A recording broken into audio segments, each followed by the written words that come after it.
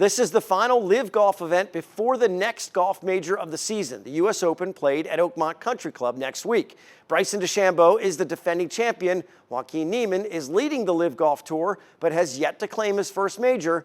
And six-time major champ Phil Mickleson still needs a U.S. Open victory to complete a career Grand Slam. All three were asked about how this week's event will help them prepare for the Open at Oakmont.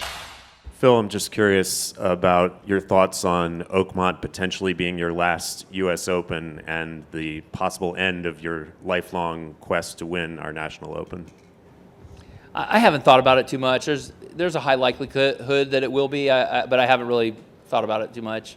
What I have thought about is how similar this week's course is set up to what we'll see next week. Like, we have greens that are rolling 14 to 15 on the centimeter, just like we will next week. We have contours, undulations, just like we will next week. I think it's a great way to prepare for next week without minimizing the effects of this week, because this is the first tournament of our second half of LIV, and we all need and want and are working hard to get off to a good start and making the second half of LIV great. It's also a great way to prepare for next week. So short game, touch, chipping around the greens, rough, speed, lag drills, and speed and touch on the greens. All of that's critical here. Same thing as next week. Bryson, nobody's gone back-to-back at the U.S. Open since Koepka did it. How are you approaching next week at Oakmont with that in mind, that you can be a back-to-back winner? Yeah, I think... Look, I'm always chasing history. Everybody is. We're all trying to accomplish feats that haven't been done in a long time, and going back-to-back would be great. 3 in a row would be an even better accomplishment. So it is in the back of my head. How am I preparing for it? Just like I would any other tournament.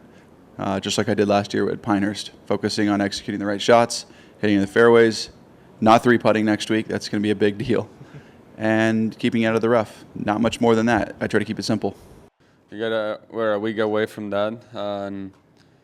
But yeah, I mean, I had a good finish at PGA. I didn't feel like I played my best game.